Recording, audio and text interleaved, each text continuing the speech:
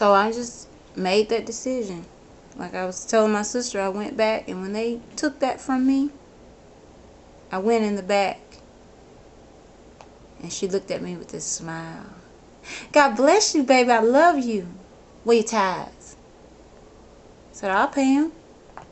Where's your tithes and offering? I'll pay him. Get out of here. That's what she told me. I left, drove home, back to Alabama, and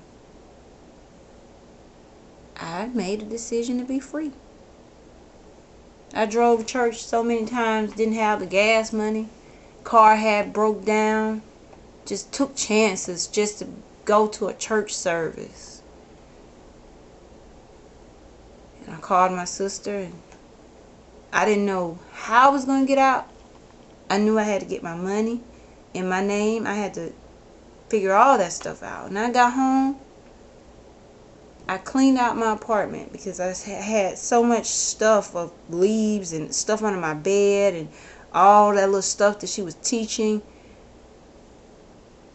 And I cried so many times because I had been with this lady so long that I actually thought I was going to lose my mind.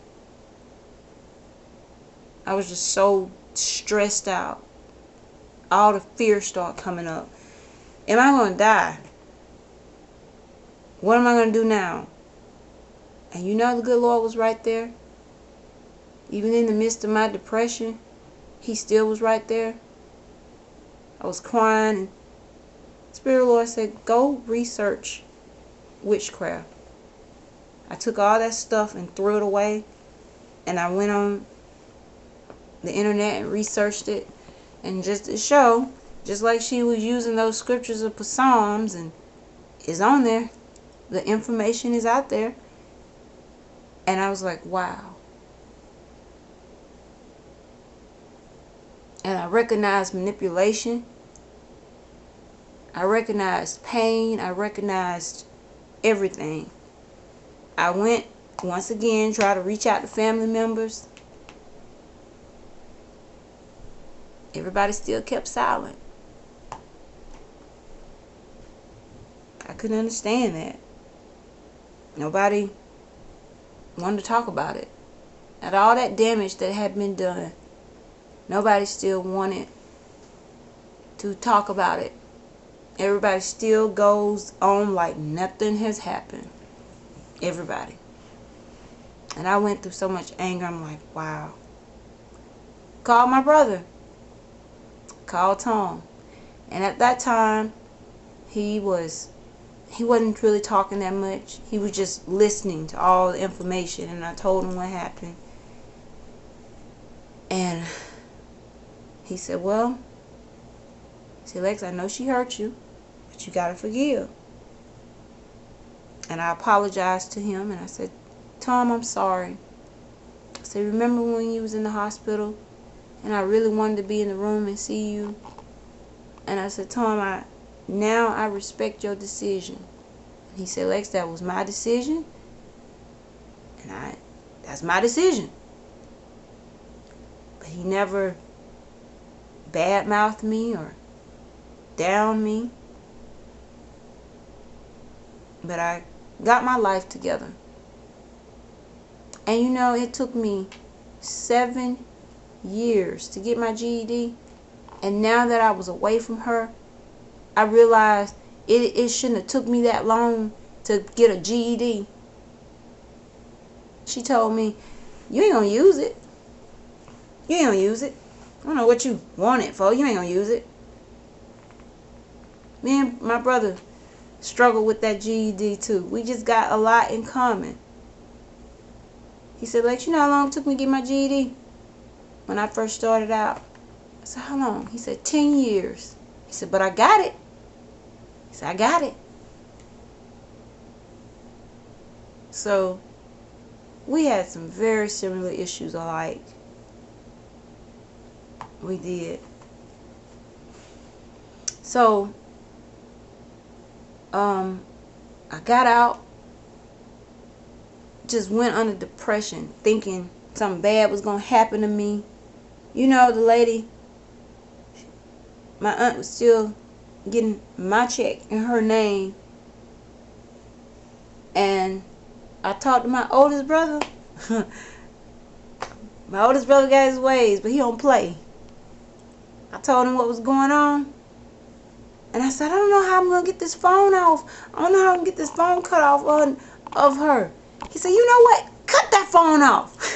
He said, cut that phone off. Get it cut off. Get it cut off.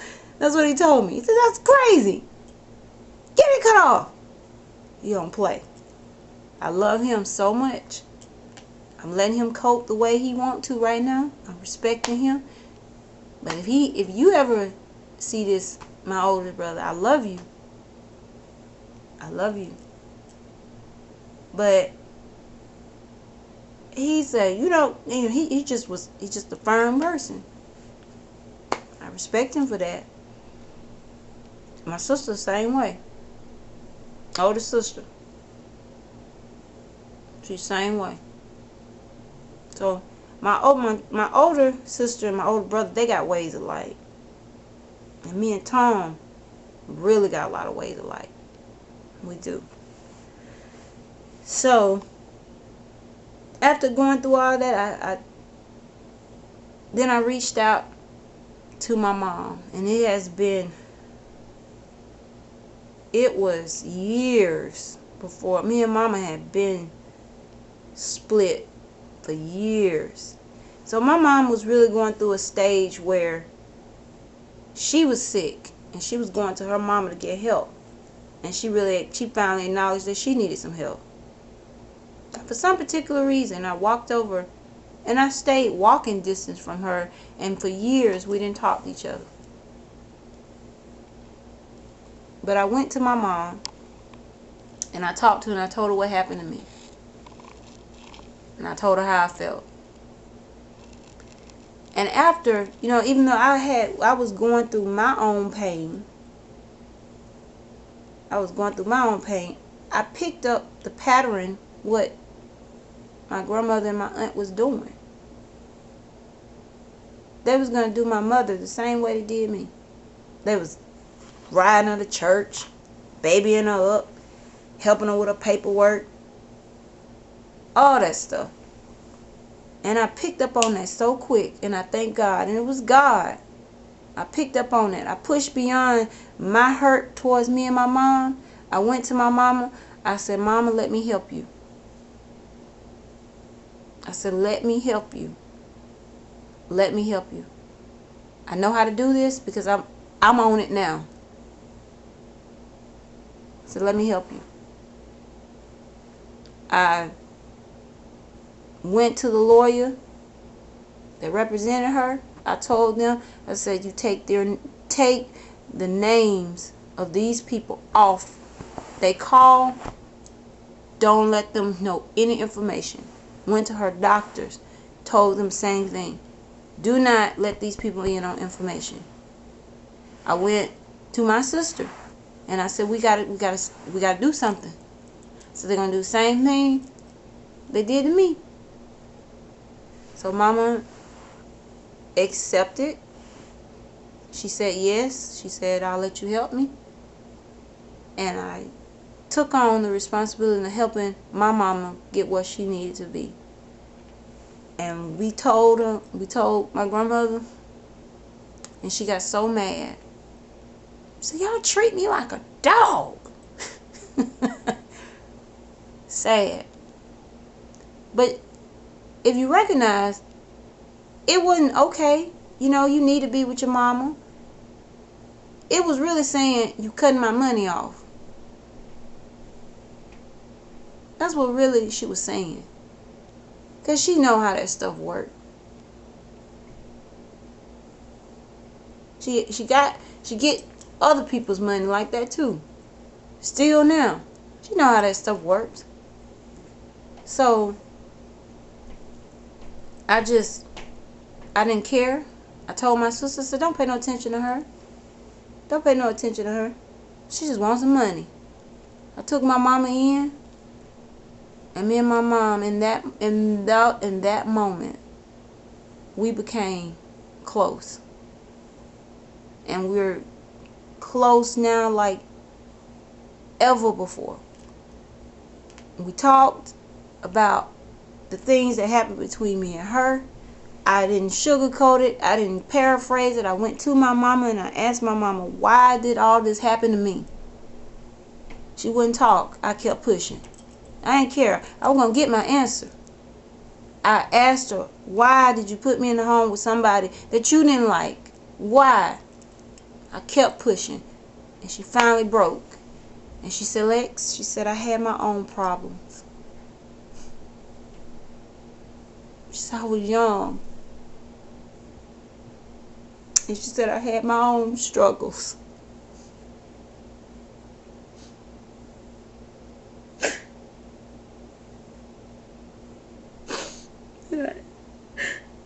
In that moment,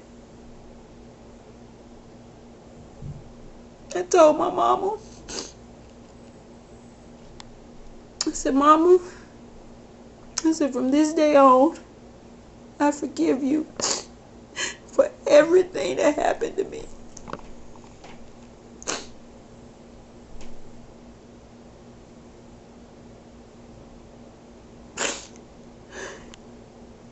And I said, I won't bring it up to you.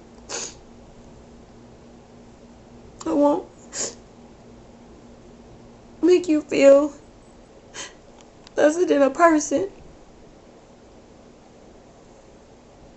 I said, I'm still going to help you get where you need to be.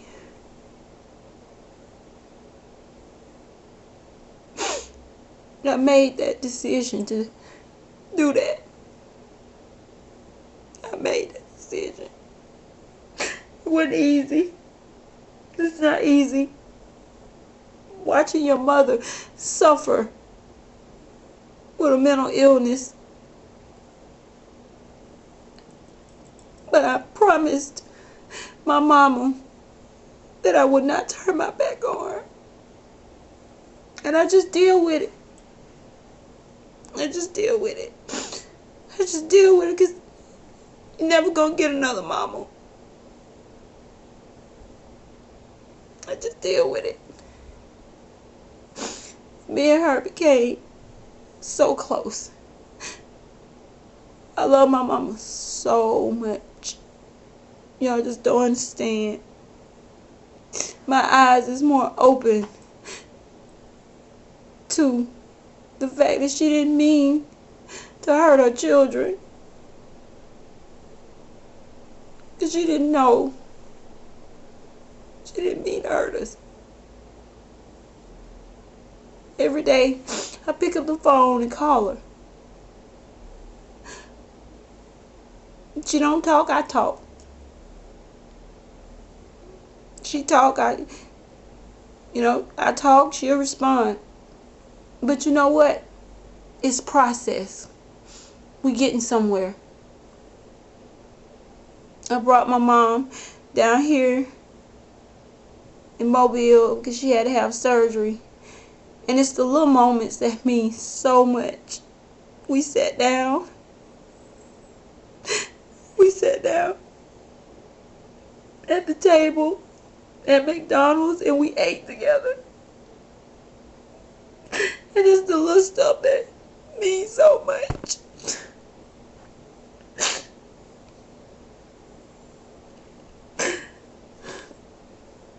We rode around with each other. And that stuff means so much. Means more than anything.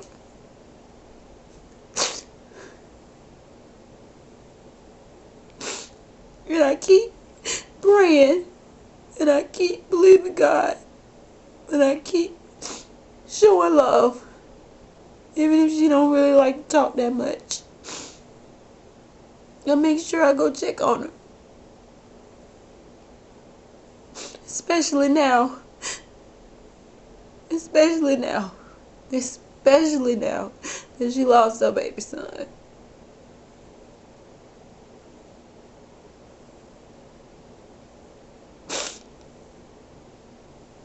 I get so frustrated with my older sister and my oldest brother. I'm not trying to put the business out there, but sometimes to get people attention, you gotta do what you gotta do.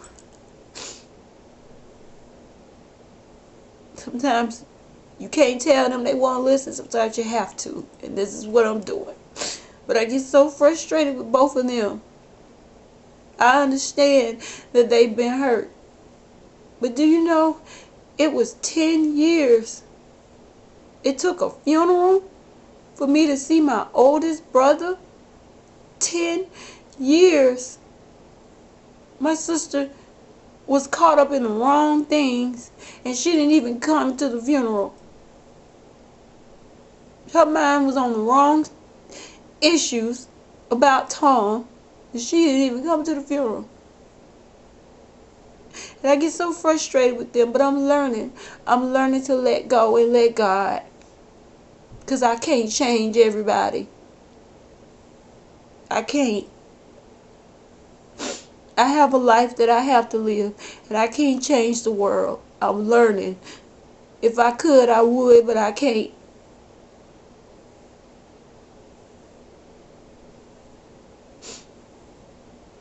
But I get so frustrated with them because they don't realize that a simple phone call goes a long way. It goes farther than money. That a hey, how you doing goes a long way. Me communicating with my mother, I see progress. It's little, but I see progress. We laugh together. We talk to each other. We do all that stuff together when I go home. I make sure of it. I be myself. I don't pretend. I don't hide behind scriptures with her. And she be herself. We clash. We disagree. But at the end of the day, that's my mama. I be absolutely me. I don't paraphrase nothing. I keep it real. I was telling mama, I said, Mama, do you understand how Tom died? She said, yeah, he wrote me letters. And I said, Mama, I said, yeah. I said, but you got to understand that. I said, Mom, do you know religion killed him? I said, because he was shame. And she said, well, sin is shame. I said, yeah, that's true, Mom, it is. I said, but when you free in Christ Jesus, you free. Once you give your life to God, you are free. So, I'm still working with her. Everybody that view this, keep praying for my family. My brother, my sister, my mom, and everybody that has been touched by this tragedy. Everybody. His children, his dad. We are hurt. And I'm not expecting you to feel sorry for me, but I'm just saying, we all get a little weak sometimes. Just keep praying that God will heal. So I thank God for him standing me up to help my mom. I do. I do. And I thank God for giving me a mind to help myself to get out of that situation. You know? And the devil is still using her. Still using her. Giving out false information. But you know what I'm learning? I have to let that go. I do. I do. But it's not so much of that, it's a lot of mental illness that's going on there too. A lot of shame. But the difference, and before I go about what I'm going to say, when Mom got sick, Tom, anything we asked him to give, we all had to put in money until Mama got on her feet. Anything that was asked of him, he gave it. And he still was sick at that time. Anything, if he had some money and we asked for it, he gave it. I said it in the previous video. When I was struggling, I was so upset I had to get out of Chatham and nobody didn't help me. And Tom, he looked beyond, because I never forget the conversation. He was like, Lex, let me pray about it. I said, pray about what, Tom? I need the money to move. He said, well, still, I just got to pray about it. I said, well, Tom, I already know what the answer's going to be. It's going to be no. So he said, let me pray about it for a day, and then I'll call you back. I said, okay. I said, but I already know what the answer will be. And I told him, I said, look, if you don't give me this money, I'm still going to move. I'm getting out of here. That's what I told him. So he called me back the next day, and he said no. And then he called me back, and he broke down and cried. Because I told him in the previous conversations, I told him, y'all left home. Y'all left. Why can't I leave? So he cried. He called me. And he said, Lex, you so right. He said, because we did leave. And he cried.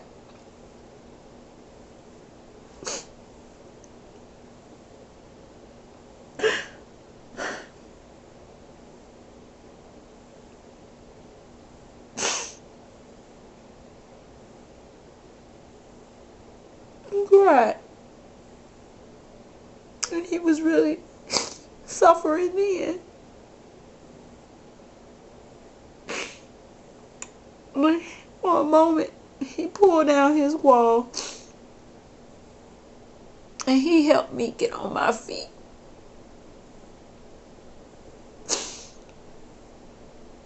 I struggled. I packed up everything I had. God opened them doors for me. I got in college, got my GED. As soon as I left that church, I went back and took my math. I got my GED. I went through the system. I used the system the right way. I talked to my counselor that was counseling me. I went to the therapist and I told them the truth of what was really happening to me, because I was going down there not telling everything, because they were telling me don't tell everything what goes on at home. So I told them what was going on with me. I told them what was happening to me. I told the truth. The therapist helped me get my money in my own name.